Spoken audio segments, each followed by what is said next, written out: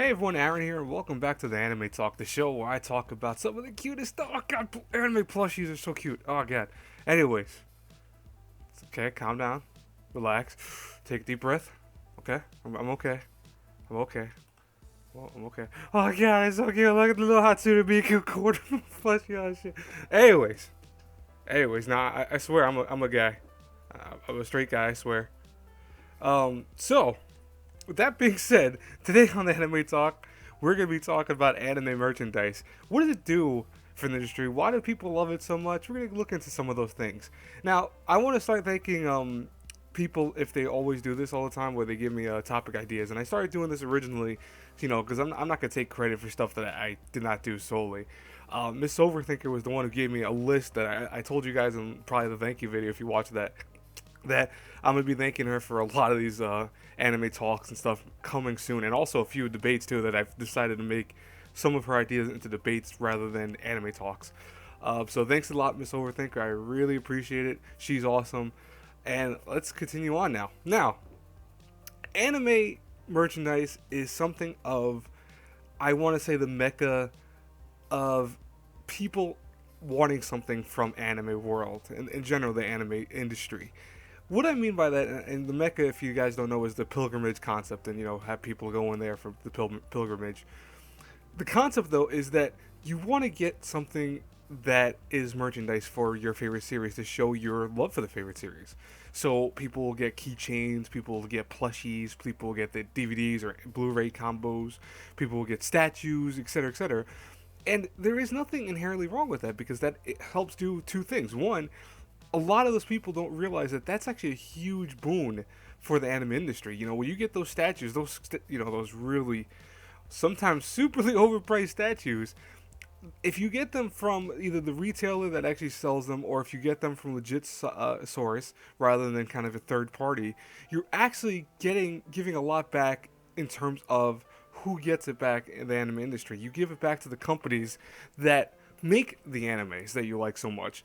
And what do I mean by that? Because you think, oh well, I'm also giving R&I to the person who makes the actual statue itself. Yeah, you are, but that in turn also gives it back to them. It's a kind of a circle of, not, I don't want to say circle of life because that's really cliche, but it's a circle of the anime industry where giving to one person gives to another, essentially creating like an endless flow of money if it's done correctly.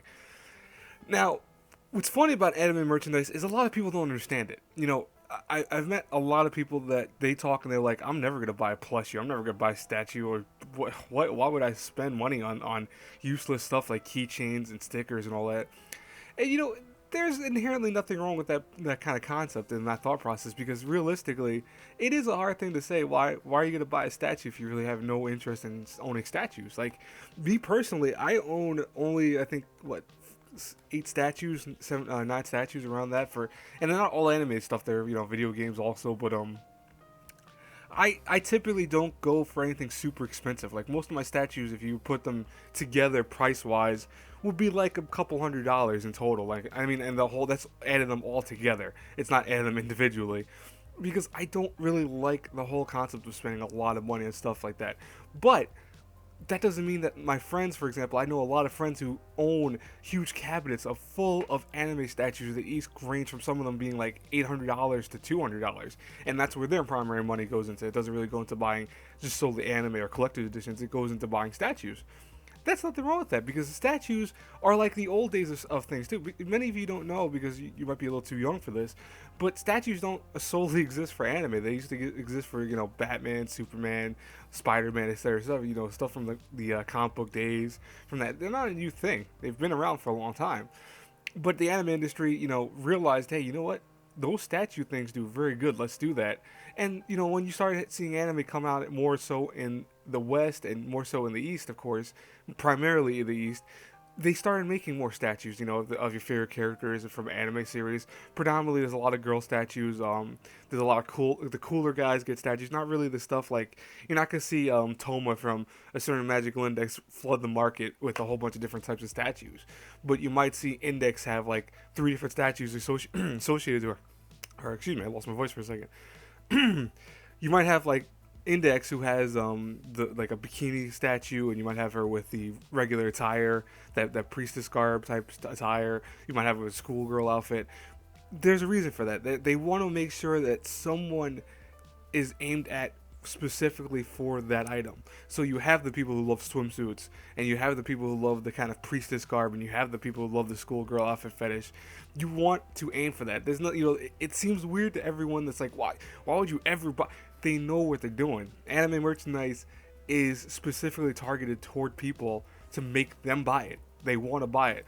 Equally, people buy the cool like Berserk Guts statues, where those things are super priced, but they're awesome looking. They're very detailed. They have guts and cool poses with the ability to kind of move them around and pose them in different ways depending on your style and how you actually want to pose them. They know who they're going for. They're going now for a more rugged kind of person. They want that person who likes the detail looking figures, not the more so moe or kawaii looking figures. Yeah, I said moe and kawaii. Okay, I'll say it. I don't care. But it's funny because even with anime plushies are also cheap. It's cheap to produce, but they make a lot of revenue. People buy anime plushies. I mean, they have them for everything. You have them from video games to anime to movies. To me, I think I've seen an anime plushie for almost everything, and they know that that is going to sell. Anime plushies are sometimes found in just crane games. That those games with the skill claw that people don't realize how they actually work. By the way, if you ever use a skill claw, here's a little tip for you in case you don't know. Skill claws work by how much money is inserted to them. Okay? So what happens is there's a little trigger. This is for people who don't know this. There's actually a little trigger inside of it that dominates how much money value has gone into the system. So if like $10 goes into the system, what it does is then goes, skill claw will go now up slightly in terms of grip strength. So now the claw will now most likely grab the item you want. But realize that if no one's been playing with it for a while, or if they have more so, not too many people interested in those type of things, it takes a lot more money to get the games you want or the items you want from those things. So just remember that from now on. There is madness to how they work, and there is a method to work. I mean, most people don't realize this, I'm actually very good at skill claw games, that I can usually typically get like 2 items in one shot, typically. I just know how they work. I know, hey, if I put $10 into this, okay, it's probably gonna give me enough strength for two items, so I'll go for that. But in the beginning, I'll go for just kind of like those. One of the best ones is the loop item. I'm going off track. I'm talking about how. Okay, listen, we'll save the skill claw teaching mastery for another episode of Anime Talk, maybe one day. But one thing I love about anime plushies, and I do think they're cute. They're adorable to me. They are made also just for those people who love plushies, because plushies are a big thing in the world. I think more so less than they used to be in the old days. Like, I mean, in the 90s, and yeah, that's the old days for me. Okay, I'm not super old, even though I sometimes sound like it. Those were meant to be, I think, really a collector's item back then, but now they're kind of slowing down a little bit. But still, people have plushies. I mean, look at this picture.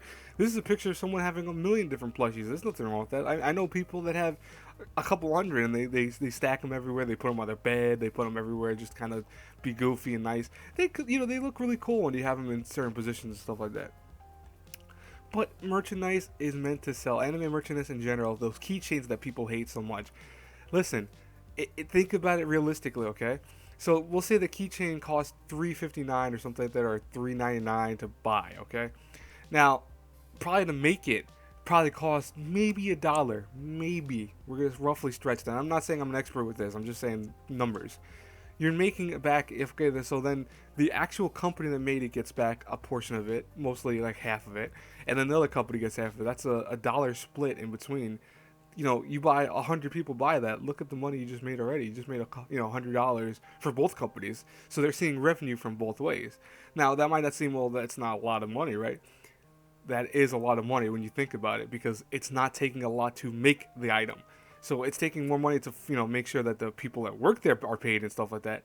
But with enough people buying stuff, they make money, and the anime industry makes money. It's just, again, like that circle. Just imagine really a circle that has endless streams of money going around and around, and people throwing more into that stream rather than breaking the circle to do it. Anime merchandise is something that I think people don't realize how important it is to the anime industry. I talked about this on the podcast, so I really won't go too far into this, but anime merchandise in the West, I think, can actually change the anime industry completely. If we started having more merchandise available, which you're already starting to see, I think, a trend of it. I've been going to Best Buys lately, and I've noticed that they've actually been selling figures. They've been selling like little statues and stuff like that. They're actually knowing what to do because they now realize that people are buying those.